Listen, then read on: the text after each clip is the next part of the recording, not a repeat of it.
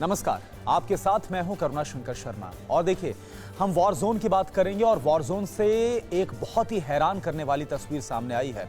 और ये जो तस्वीर है वो रूस के लिए जो वैगनर फोर्स लड़ाई लड़ रही, जो प्राइवेट आर्मी है, उसकी तरफ से जो दावे किए जा रहे हैं उस पर बहुत बड़ा प्रश्न चिन्ह लगा रही है। दरअसल तस्वीर कुछ ऐसी है जिसमें हम ये देख रहे हैं कि वोलोदिमीर ज़ेलेंस्की जो कि यूक्रेन के राष्ट्रपति हैं, वो बाखमुट वॉर फ्रंट पर पहुंच गए हैं। जो फ्रंट लाइन है, जहां पर आमने सामने की जंग हो रही है रूस और यूक्रेन के सैनिकों के बीच में, वहां पर जाकर पहुंच गए हैं। अब हैरानी क्यों हो रही है? हैरानी इसलिए हो रही है क्योंकि रूस की तरफ से दावा किया गया है कि उसने लगभग पूरे बाखमुट पर कब्जा जमा लिया है। और रूस के लिए जो वैगनर फोर्स है जो लड़ रही है, जिसके चीफ वैगनर फोर्स के प्रिगोजिन, उनकी तरफ से बहुत पहले, करीब 1-2 हफ्ते पहले इस बात का दावा कर लिया गया था कि यूक्रेन आर्मी को भगा दिया गया है। वहां से यूक्रेन आर्मी जा चुकी है, उसको अपने कदम पीछे खींचने पड़े हैं और पूरे के पूरे बाखमुट के इलाके पर जो रूस का कब्जा है, वैगनर आर्मी का कब्जा, वो हो गया है। लेकिन अचानक से ही हमने देखा कि किस तरह से जो ज़ेलेंस्की है वो ना सिर्फ बाखमुट गए फ्रंट लाइन पर, बल्कि वहां पर जाकर जो सैनिक हैं उनसे मुलाकात की है, जो सेना के अधिकारी उनसे मुलाकात की, उनकी हौसला अफजाई की गई है और साथ ही साथ उनके साथ बात की है, उनको सम्मानित भी किया गया है। तो सवाल ये उठता है कि जिस बात का दावा रूस कर रहा है कि उसने एक बड़ी बढ़त हासिल कर, और देखिए वो जो बाखमुट है उसे बहुत ही अहम माना जा रहा है इस पूरी वॉर के लिहाज से, क्योंकि कहा यह जा रहा है कि बाखमुट डोनबास को ही सेपरेट करता हुआ नजर आता है। अगर बाखमुट पर कब्जा हो जाता है तो इसके बाद पूरा का पूरा जो डोनबास है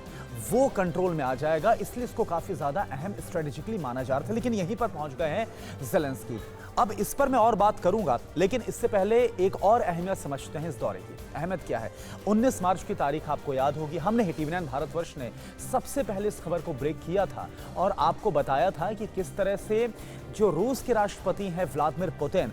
वो पहले क्रीमिया पहुंचे और क्रीमिया के बाद अचानक से वो मारियोपोल पहुंच जाते हैं। मारियोपोल वो जगह जहां पर कई महीने आपने देखा था जंग चली थी, जहां पर सबसे बड़ी जो पूरे यूरोप की स्टील फैक्ट्री है, स्टील प्लांट है, अज़ोवस्टल, वहां पर हमने देखा था कि ऐसे आखिरी दौर में जंग में जो यूक्रेन के सैनिक हैं उनको छुपना पड़ा था और बड़ी संख्या में मौतें हुई थी और फिर किस तरह से उसको खाली कराया गया था, पूरा एपिसोड हमने देखा था। तो वो मारियोपोल जिस पर कब्जा किया गया है रूस की तरफ से, वहां पर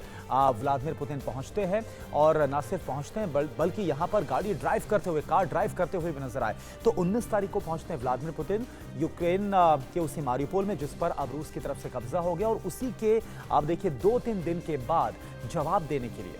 पोस्चरिंग के लिए, मैसेजिंग के लिए जो ज़ेलेंस्की है वो पहुंच गए बाखमुट, और बाखमुट के साथ साथ वो पहुंच गए खार्किव में भी देखिए जो रूस है उसकी तरफ से दावा किया जा रहा है उसने बड़े इलाके पर कब्जा जमा लिया है। अब सवाल ये उठ रहा है कि क्या वाकई में ये जो दौरे हुए हैं,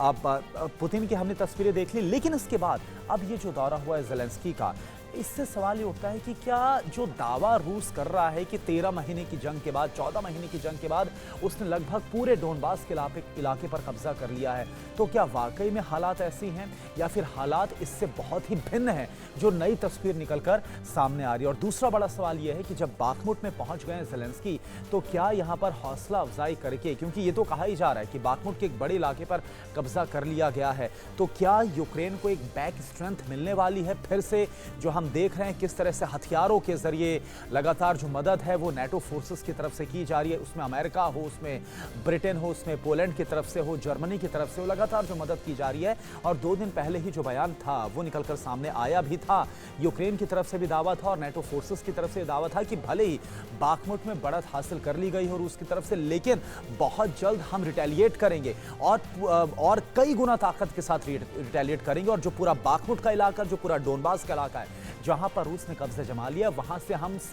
जो रशियन फोर्सेस है, वैगनर फोर्सेस है जो रूस के लड़ रही हैं, उन सबको भगा देंगे, उन सबको खदेड़ दिया जाएगा, जैसा कि खार्किव में हुआ था। तो इस बात का दावा जो है वो किया गया था यूक्रेन की तरफ से, और उसके बाद ये विजिट किया गया है। तो ना सिर्फ ये जो विजिट है वो व्लादिमीर पुतिन को चिढ़ाने का काम कर रहा है, बल्कि उनकी तरफ से जो दावा किया जा रहा है कब्जे का, यूक्रेन के एक बड़े इलाके पर करीब 25 से 30% का जो इलाका है, भूभाग है, उस पर कब्जे का, उस दावे पर भी बड़ा प्रश्न चिन्ह लगा रहा है, बल्कि साथ ही ये भी बता रहा है कि ज़ेलेंस्की 13-14 महीने की जंग के बाद, इतनी तबाही के बाद और पूरी तरह से जो बड़े इलाके हैं, कई शहर खंडहर में तब्दील हो गए, इसके बावजूद ज़ेलेंस्की हार मानने को तैयार नहीं है। अब सवाल यह भी उठता है कि ज़ेलेंस्की जब हार मानने को तैयार नहीं है और जब वो इलाके जिन्हें अपना घोषित किया जा चुका है रूस की तरफ से, वहां पर अगर एक बार फिर से जो युद्ध है वो भड़कता हुआ नजर आता है, बड़े हमलों का अंजाम दिया जाता है। और आज तो हमने देखा कि किस तरह से जो क्रीमिया है, जिस पर 2014 में रूस की तरफ से कब्जा कर लिया गया था, वहां पर क्रीमिया के सेवेस्टोपोल में भी ड्रोन के जरिए एक बड़े हमले को अंजाम दिया गया। और इसके अलावा ब्लैक सी में भी जो नेटो फोर्सेस हैं उनकी तरफ से जो निगरानी है, सर्विलांस, इसको बढ़ा दिया गया है, जिसकी हालिया टक्कर हमने अमेरिका और रूस के बीच में देखी। तो ये सारी जो चीजें हैं वो किस तरफ इशारा कर रही हैं? सवाल यह है कि क्या जो हम ये मानकर चल रहे हैं, जो बहुत बड़ा खतरा है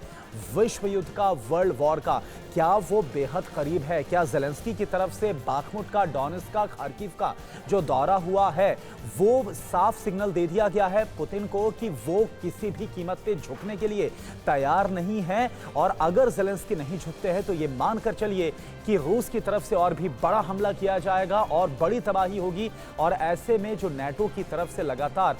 मदद, जो सपोर्ट यूक्रेन को दी जा रही, इसमें भी इजाफा होगा। और हो सकता है कि इसको देखते हुए नेटो वर्सेस जो रूस का हम एक बड़ा एक डर देख रहे हैं, वो हकीकत में तब्दील होता हुआ नजर आ। और वैसे भी ज़ेलेंस्की ने बोला है कि उनका मिशन ना सिर्फ पूरे डोनबास को खाली कराना है, बल्कि साथ ही साथ जो क्रीमिया है उसको फिर से हासिल करना है। तो आज इसी सवाल के साथ हम इस वीडियो को एंड करते हैं और इस पर जो भी अपडेट्स होंगी वो हम आपको देंगे, क्योंकि जो हालात हैं वो इसी तरफ बढ़ रहे हैं। भले ही लोग इसका मजाक उड़ाए कि क्या न्यूक्लियर वॉर होगा, भले ही लोग कहें कि वर्ल्ड वॉर की जो अगर बात की जाती तो ये बहुत ही अतिशयोक्ति है, लेकिन इन हालातों को देखते हुए कुछ भी अतिशयोक्ति नहीं लग रहा है।